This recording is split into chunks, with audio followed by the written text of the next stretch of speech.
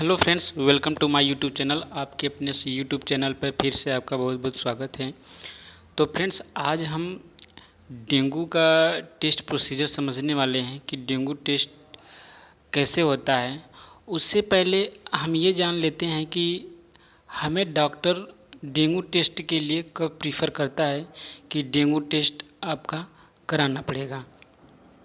देखिए फ्रेंड्स, क्या होता है कि हमारे बॉडी में जो फीवर का लक्षण होता है वो कई तरीके से भी हो सकता है। जैसे पहला जो फीवर होता है हमारा वायरल फीवर होता है, जो बाहर के बैक्टीरिया वायरस से होते हैं। तो इस तरह का जो फीवर होता है वो सबसे नॉर्मली फीवर होता है।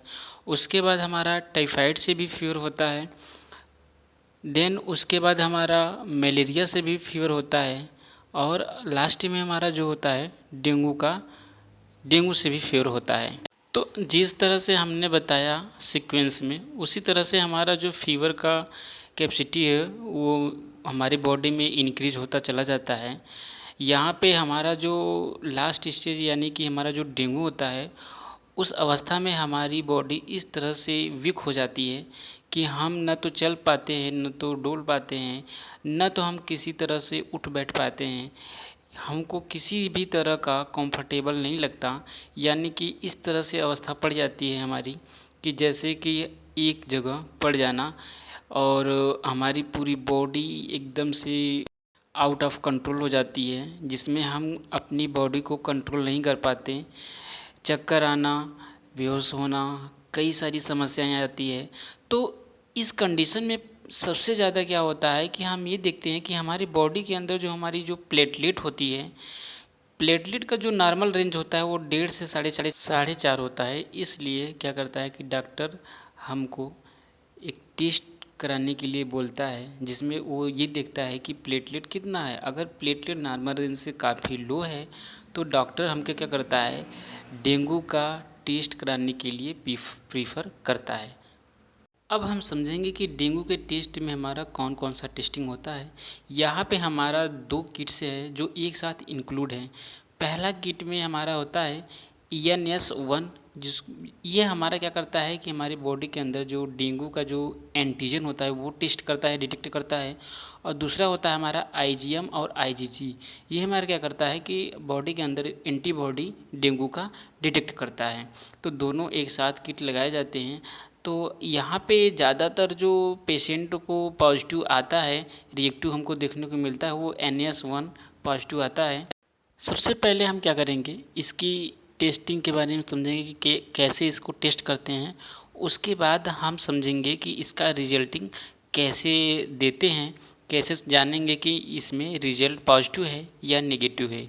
तो आइए समझते हैं। यहाँ पे आपको जो किट दिख रही है डेंगू की, अभी आप ये मत समझिए कि इसमें पॉजिटिव है या नेगेटिव, बस ये समझिए कि ये हमारा जो डेंगू का किट है। अब हम सबसे पहले हम NS-1 की टेस्टिंग करेंगे कि NS-1 कैसे टेस्ट होता है। तो सबसे पहले क्या करेंगे, हम डेंगू का जो हमारा किट है उसको अच्छे से केयरफुली ओपन करेंगे। ओपन करके बाहर निकाल के रख देंगे ब्रेंच पे। रखने के बाद हम क्या करेंगे, यहाँ पे हम सबसे NS-1 वाले किट में हम सबसे पहले क्या करेंगे कि 50 माइक्रो लीटर हम क्या करेंगे, सीरम को लेंगे। पेशेंट का सीरम लेकर हम इस में फिल कर देंगे। अगर हम 50 माइक्रोलीटर फिल नहीं कर पा रहे हैं तो हम क्या करेंगे, ड्रॉपर की सहायता से 2 ड्रॉप इसमें सीरम को फिल करेंगे। ओनली इसमें सीरम फिल किया जाएगा, इसमें किसी प्रकार का बफर का यूज नहीं होता NS-1 वाले में।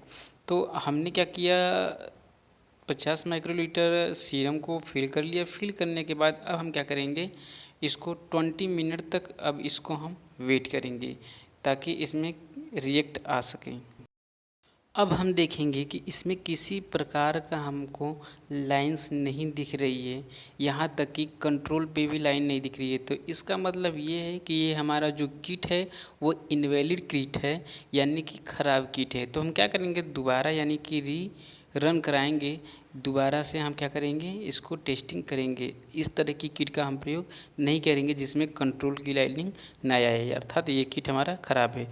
अब हम दूसरा किट लेंगे और यहाँ पे देखेंगे। अब हम देख रहे हैं कि यहाँ पे हमारा कंट्रोल पे लाइनिंग आ गई है।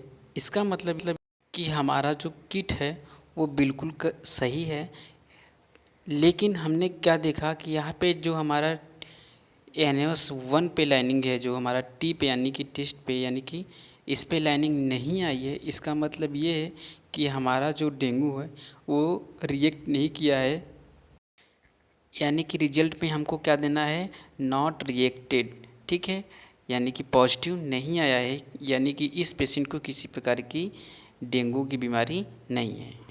यहाँ पे हम देख सकते हैं कि NS1 में कि कंट्रोल के साथ साथ हमारा टी पे भी लाइनिंग आया है, अर्थात NS1 जो हमारा है वो पॉजिटिव है, अर्थात हम इसको क्या बोल सकते हैं, रिएक्टिव पॉजिटिव।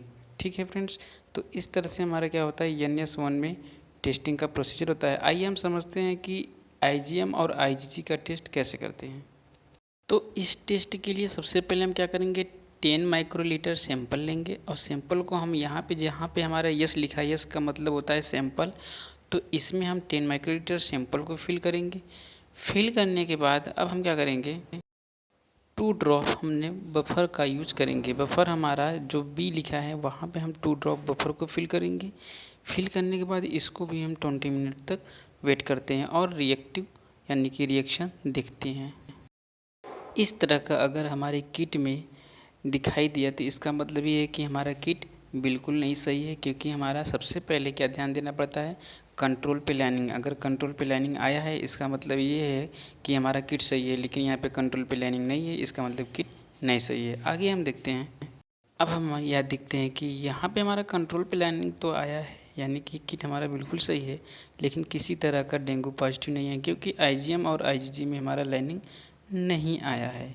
तो इस तरह से नॉट रिएक्टिव यानी कि हमारा कोई इसी तरह का डेंगू पॉजिटिव नहीं है। आइए हम देखते हैं। इस तरह का रिजल्ट आने का मतलब ये है कि हमारा डेंगू जो है IgM नाम का रिएक्टिव है। तो इस तरह से हम क्या करेंगे, डेंगू हमारा IgM पॉजिटिव है। इस तरह से आने का मतलब ये है कि हमारा जो डेंगू है वो हमारा IgG नाम का जो रिएक्टिव है वो पॉजिटिव है। तो इस तरह से क्या करते हैं, हम डेंगू को पॉजिटिव देते हैं। यहाँ की बात करें तो हमारा जो डेंगू IgM और IgG है दोनों पॉजिटिव है। तो फ्रेंड्स इस तरह से हम क्या करते हैं, डेंगू का रिजल्ट देते हैं। ठीक है फ्रेंड्स।